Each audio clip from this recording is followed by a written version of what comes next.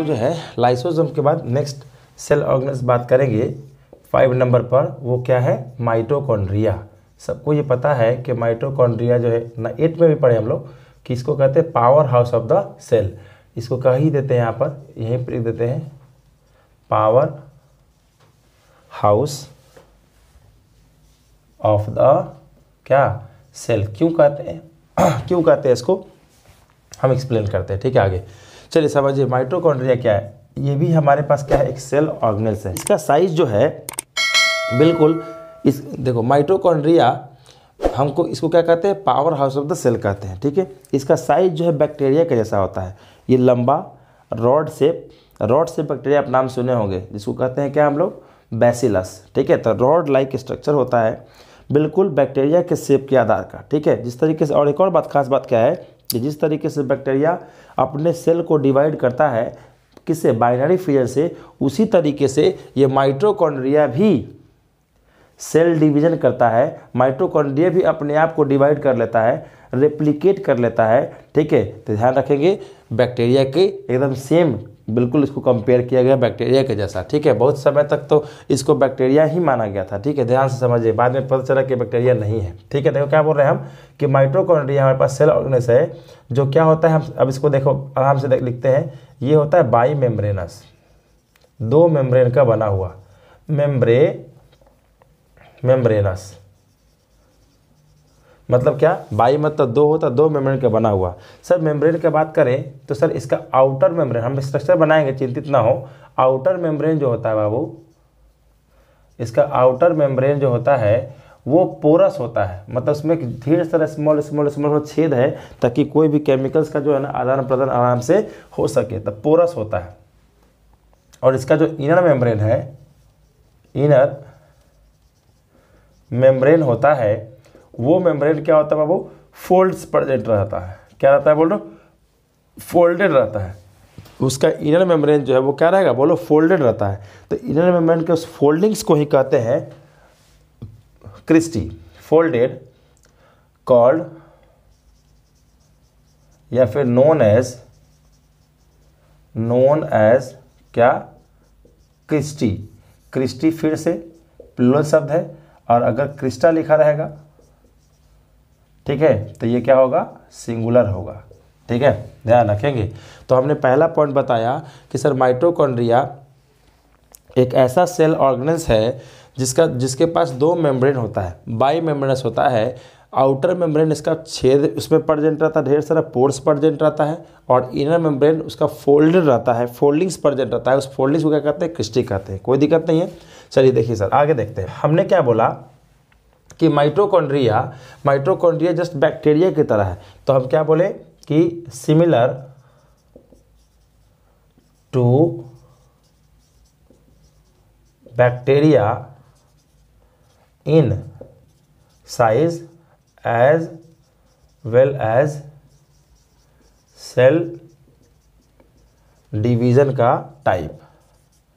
मतलब क्या कि ये भी बाइनरी फिजन करता है, बाइनरी फिजन मतलब 1 से 2 सेल में कन्वर्ट हो जाता है, ठीक है। तो इससे समझ में आया क्या, इससे समझ में आया कि कंक्लूजन इस पॉइंट से, सेकंड पॉइंट से कंक्लूजन क्या मिला, कंक्लूजन मिला कि इसका जो शेप है, शेप जो है बैक्टीरिया की तरह है। तो बैक्टीरिया क्या होता है, रॉड शेप्ड सिलिंड्रिकल, ठीक है। और इसका जो नेचर है वो सेल्फ रेप्लिकेटिंग है। सेल्फ मतलब खुद से अपने आप को क्या रेप्लिकेट कर लेता है, सेल डिवीजन कर लेता है, ठीक है। सेल्फ रेप्लिकेटिंग है, कोई तकलीफ नहीं है। हाँ एक और बात कि इसके पास खुद का अपना राइबोसोम होता है, और खुद का ये क्या करता है, प्रोटीन को सिंथेसाइज कर लेता है, ठीक है। ध्यान रखना क्या बोले हम, it has its own ribosomes. इसका जो डीएनए होता है वो सर्कुलर होता है। क्या बोलेंगे बोलो बाबू, जैसे बैक्टीरिया का भी डीएनए क्या होता है, सर्कुलर होता है, डबल स्टैंडर्ड इसका भी वही होता है, सर्कुलर डीएनए होगा। एंड अपना ये प्रोटीन खुद बनाता है, and can synthesise its own protein. जरा सोच के देखना कि सर सेल के अंदर में न्यूक्लियस में होता है डीएनए, ठीक है। जरा ध्यान से देखिएगा, हमने क्या बोला कि सर सेल के अंदर में न्यूक्लियस के अंदर में डीएनए होता है, तब उसको सेल कहते हैं। लेकिन ये तो सेल के अंदर में सेल ऑर्गेनेल हो करके और इसके अंदर में डीएनए है, तो सर ये तो सेल के अंदर में कंप्लीट सेल की तरह काम कर रहा है, इसीलिए इसको कहते हैं सेल विद इन सेल। क्या कहते हैं बोलो बाबू? इसीलिए हम माइटोकॉन्ड्रिया को भी प्यार से क्या कहते हैं? सेल विद इन सेल कहते हैं, या फिर सेमी ऑटोनोमस सेल ऑर्गेनेल्स भी कहते हैं। ध्यान रखेंगे, it has its own ribosome, circular DNA and can synthesise its own protein. इसी पॉइंट के चलते hence it is called as semi autonomous cell organelles, या फिर इसको कह सकते हैं आप cell within cell. Cell के अंदर में एक complete cell within cell. क्यों? क्योंकि कंप्लीट सेल की तरह काम कर रहा है, जबकि है ये क्या? सेल ऑर्गेनेल्स है सेल ऑर्गेनेल्स, लेकिन काम क्या कर रहा है? सेल की तरह काम कर रहा है, इसीलिए तो क्या कहते हैं? सेल विद इन सेल भी कहते हैं। ठीक है, यहाँ तक समझ में आया सर? और हम देखते हैं इसके बारे में। ठीक है, और क्या हम देखेंगे बाबू कि इसका सर देखते हैं कि फंक्शंस क्या होता है। ध्यान समझेंगे कि ये जो है ना, इसको powerhouse of the cell क्यों कहते हैं? क्योंकि सर जो ग्लूकोज फोटोसिंथेसिस के दौरान बनता है, या फिर जो हम फूड खाते हैं, वो फूड क्या खाए? ग्लूकोज गया हमारे शरीर के अंदर में, फूड जो कार्बोहाइड्रेट डाइजेस्ट हुआ तो क्या बना? कार्बोहाइड्रेट टूटेगा तो ग्लूकोज बनेगा। तो ये ग्लूकोज का शरीर के अंदर में टूटना, ताकि क्या रिलीज हो? ताकि एटीपी रिलीज हो, एनर्जी रिलीज हो। ये जो प्रक्रिया है ग्लूकोज के किस में कन्वर्ट होना? किस में? ग्लूकोज का एटीपी में टूटना। कल भी हम बताए थे आपको, नेक्स्ट प्रीवियस लेक्चर में था ये बात। ठीक है, कि ग्लूकोज का एटीपी में टूटने को कहते हैं रेस्पिरेशन। और ये रेस्पिरेशन अगर ऑक्सीजन के प्रेजेंस में हो रहा है तो उसको कहते हैं एरोबिक रेस्पिरेशन। तो ध्यान रखेंगे कि माइटोकॉन्ड्रिया के जो इनर मेम्ब्रेन है, जहाँ क्या नाम क्या बोले? क्रिस्टी, इसी के अंदर में ग्लूकोज से क्या टूटता है बाबू बोलो? ग्लूकोज जो है टूट करके किस में? एटीपी में कन्वर्ट होता है। ध्यान रखेंगे। तो सर इसका मतलब क्या हुआ कि सेल के अंदर में ये क्या हो रहा है? रेस्पिरेशन होता है। बिल्कुल, बहुत अच्छे समझे आप लोग। ठीक है, कि माइटोकॉन्ड्रिया हेल्प्स इन रेस्पिरेशन, मतलब क्या? Breakdown of glucose into what? ATP. ध्यान रखेंगे। ठीक है, तो इसी को कहते हैं सेलुलर रेस्पिरेशन। तो क्या बोलेंगे? It helps in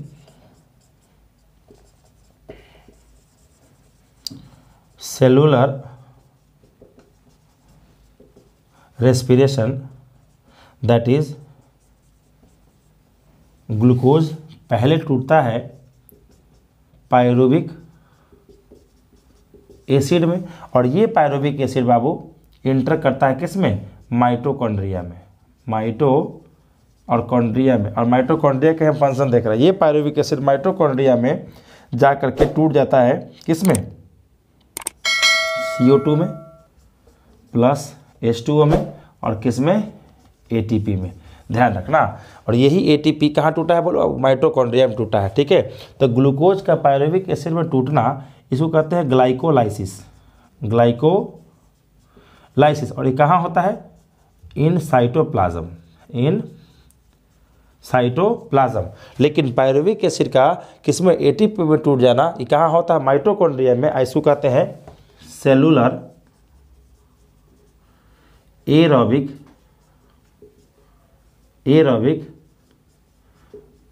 respiration. Aerobic का मतलब ऑक्सीजन के प्रेजेंस में टूटना। इसको कहते हैं क्या? ऑक्सीडेशन भी कहते हैं। मतलब क्या? कि ऑक्सीडेटिव मतलब ऑक्सीजन के प्रेजेंस में टूटना, ऑक्सीडेटिव रेस्पिरेशन भी कहते हैं। ध्यान रखना।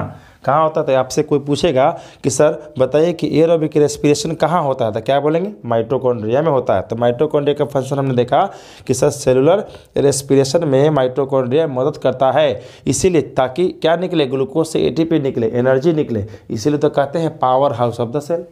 क्लियर हो गया। हम क्यों कहते हैं माइटोकॉन्ड्रिया को powerhouse of the cell, ठीक है, यहाँ तक क्लियर है हमारे पास, ठीक है। अब जो हमारे पास बात आ रहा है, एक सर इसका स्ट्रक्चर बना के दिखाइए कि कैसा दिखता है सर, कौन, माइटोकॉन्ड्रिया, ठीक है, और एक कहाँ नहीं होता है वो बात समझिए। तो देखिए मेरे पास यहाँ जगह है, ठीक है, तो यही बात करते हैं, क्या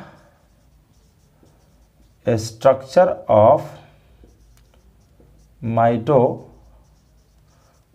देखिए फिगर हुआ है तो ये, ठीक है, कि किस तरीके से हमको जो है ना कोई भी टॉपिक को लेकर चलना है, ठीक है। देखिए ध्यान से, तो माइटोकॉन्ड्रिया बिल्कुल सिंपल है, देखिए कितना आसान है।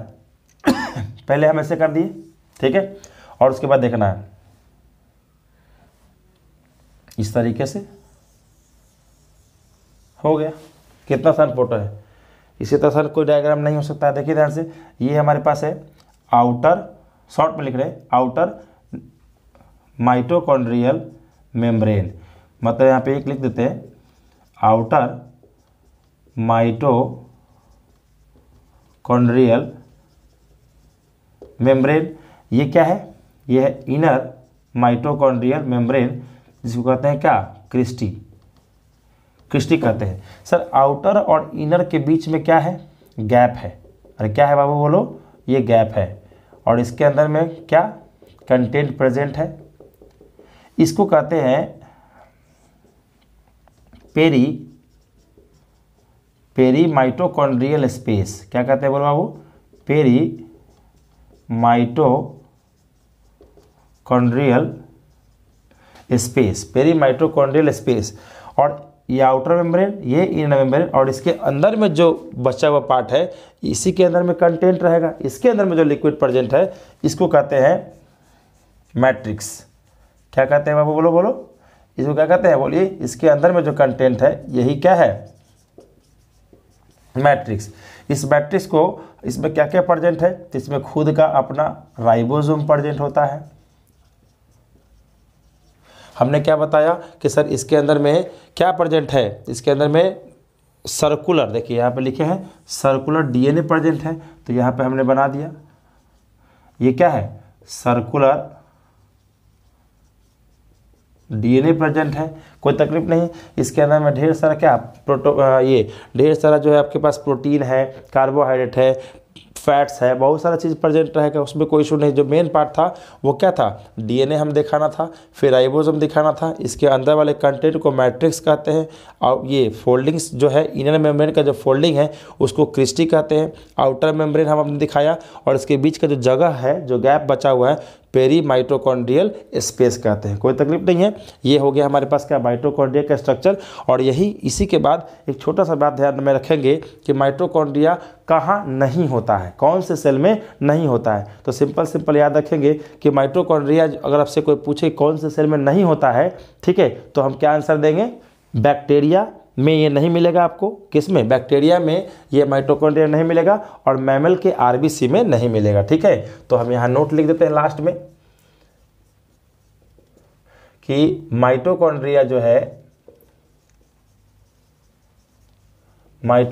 जो है absent in bacteria and RBCs of mammals, ठीक है। इस तरीके से हमारा माइटोकॉन्ड्रिया, जिसको powerhouse of the cell कहते हैं, वो क्या हुआ, समाप्त हुआ। अब हम लोग चलते हैं अगले सेल ऑर्गेनेल्स की ओर, ठीक है।